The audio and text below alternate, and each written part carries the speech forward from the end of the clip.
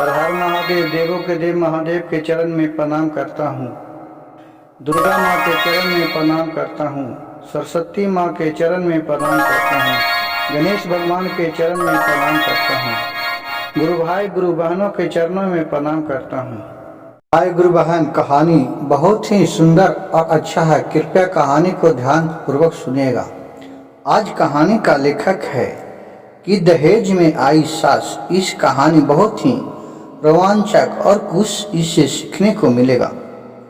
एक शहर में एक रमेश नाम के लड़का रहता था। वो अपने माँ पिता के भी एक ही पुत्र था। वो बचपना से बहुत ही दुलार मलार में गुरु भाई गुरु बहन उसको रखे थे। उनके जो माता पिता थे, जब गांव से पढ़ल हो गया तो चल गए शहर में पढ़ने के लिए। वहाँ पढ़ लिख के अच्छा जॉब प्राप्त कर लिए और वहाँ एक फ्लैट ले लिए। फ्लैट में रहने लगे। उसी रहते रहते उस शहर में एक लड़की से उसको जान पहचान बढ़ गया। लड़की बहुत ही सुशील और सुंदर थी।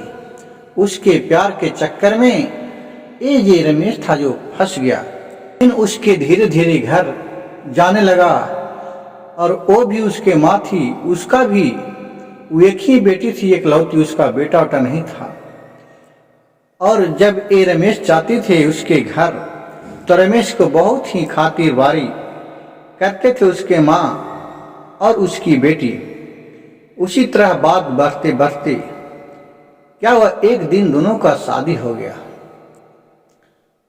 और फिर शादी होकर जब आने लगा तो उसके माँ भी साथ में अपना इटेची उटेची में कपड़ा लता सरियाई, वो भी अपने बेटी के साथ आने लगी, क्योंकि उसको बेटा उटा तो था नहीं।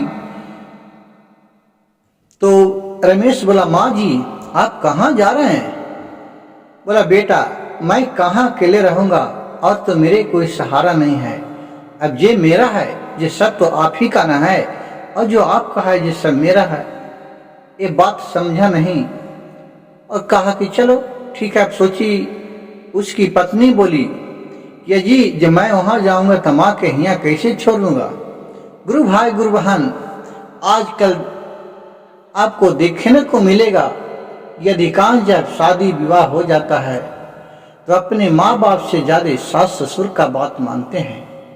अधिकांश लोग नहीं कह सकते हैं, लेकिन 50% लोग ऐसे होते हैं कि जो अपने औरत की बात मानते हैं। और फिर अपने वो पत्नी के कहने पर रमेश कहा ठीक है चलिए। उसकी पत्नी बोली, माँ अकेले कहाँ रहेगी? फिर लेके अपना चले आए।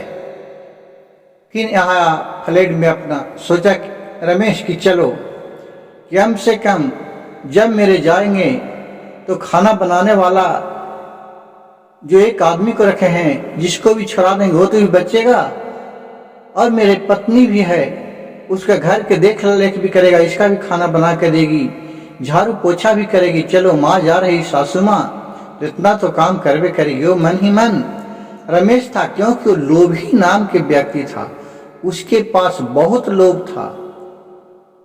वो कहा कि चलो अपने ले गए।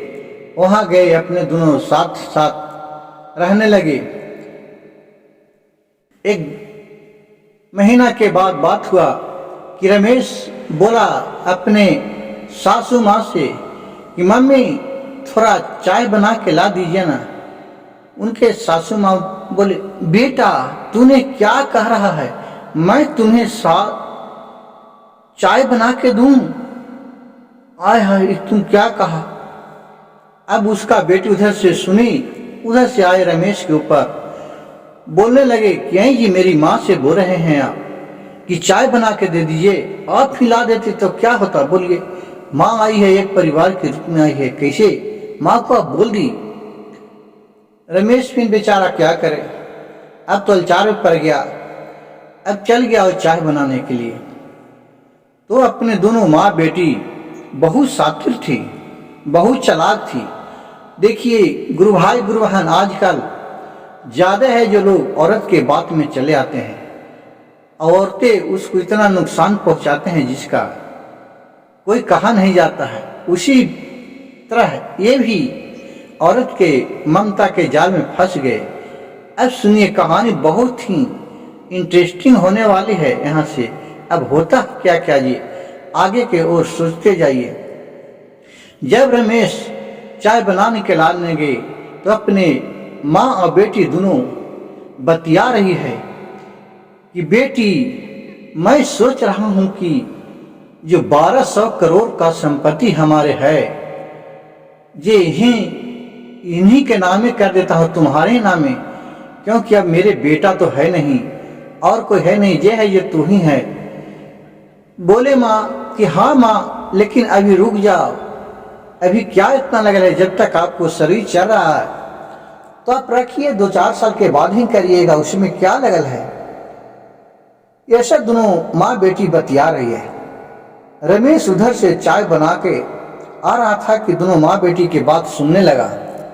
अब सुनने लगा तो इसको तो लगा कि ये बाप रे बाप, मेरे सास के पास तो 1200 करोड़ का संपत्ति है, मैं तो तुरंते बन गई खरबपति, अब तो इसको व्यस्त रखना है। फिर वहां से माँ जब जाने लगे, रमेश और उसके पत्नी बोले कि चलो अब चलते हैं हनीमून पर। तो कहा कि ठीक है। तो उन लोग जब जाने के लिए इटैची सरियाई तो उसको माँ भी इटैची सरिया ली है हनीमून पर जाने के लिए। बोले कि तू कहाँ जा रही है माँ?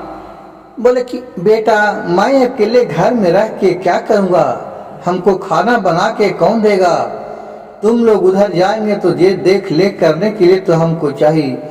आज तक मैं अपने बेटी को कभी नजर से दूर नहीं जाने दिया है, जहां मेरी बेटी गई वहां मैं अपने बेटी के साथ रहा।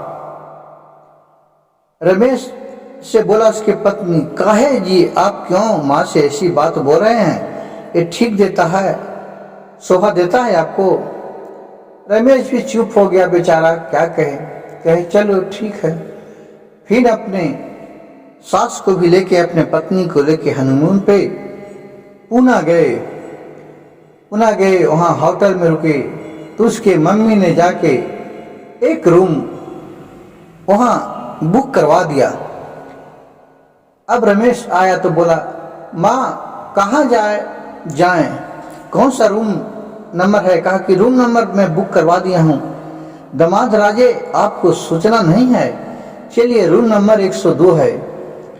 तो बोले और रूम कहाँ बुक करवाएं? तो कहा कि और रूम कहाँ, मतलब समझ नहीं रहे हैं, तो एक ही रूम में रहेंगे। तो कहा कि तो कहाँ 4 रूम काहे को लिए पैसा बर्बाद करेगा, काहे को लिए यहाँ बुक कराएंगे। तो फिर उसकी पत्नी रमेश के बोली कि हाँ जी मम्मी तो ठीक ही बोल रहे हैं ना, काहे को फालतू पैसा हम लोग बर्बाद करेंगे, एक ही रूम में तो रह लेंगे, कौन यहाँ अपना घर है कि अलगे रूम में रहना है, फिर अपना बिहार घूम के चले जाएंगे। कही कि ठीक है। अब उसको तो 1200 करोड़ का रुपया का ध्यान लग गया था। फिर अपना वहां से हनीमून मनाया और फिर अपने घर के तरफ चले आया। फिर बोला अपने दामाद से कि रमेश तनी अच्छा आज पुआ बनावो ना और पनीर का सब्जी बना देना। रमेश को तो 1200 करोड़ का ध्यान आ गया कि मेरे सास के पास 1200 करोड़ है, अब इसे को मिला के रखना है। बोला कि ठीक है। वो खाना बनाने लगा। रमेश अपने माँ और बेटी कथा करते रहती थी। उसी दिन प्रतिदिन बीतते रहता था। उधर से खाना बना के लाता था, सबके परस के खिलाता था, उसका बेटी के भी और माँ के भी, और तीनों को बैठ के खाता था। रमेश सोचा कि अब इसका माँ के कहाँ कहाँ संपत्ति है, उसको तो जानना जरूरी है, नहीं तो अगर माँ मर जाएगी कभी तो क्या होगा संपत्ति, फिर तो सब हड़प लेगा कोई। एक दिन माँ के पास आया, सासू माँ के पास चाय लेके, और बोला मम्मी आपसे कुछ बात पूछना है। बोला कि बोलिए दामाद राजा, बोलिए क्या बात बोलना है। कहे माँ जी, आज मैं सोच रहा है कि आपकी कहाँ कहाँ संपत्ति है, इसके बारे में जानकारी ले लेते तो अच्छा रहते। कहा कि हाँ हाँ क्यों नहीं, मैं तो भी चाह रहा हूँ कि कहाँ कहाँ संपत्ति है उसका जानकारी ले लूं, लेकिन उससे पहले हमको पैर दर्द दे रहा है, थोड़ा पैर दबा दो। अपने सासू माँ के पैर दबाने लगा संपत्ति के लोभ में, और सासू माँ आराम से चाय पीने लगे। जब चाय पिया हुआ हो गया, बोले कि ठीक है, मैं अपने मैनेजर से बात कर लेता हूँ, कहाँ कहाँ संपत्ति है वो आपको बता देंगे। तो हाँ हाँ माँ ठीक है। फिर सवेरे उठा, झाड़ू पोछा लगा, फिर बोला कि रमेश खाना बना है?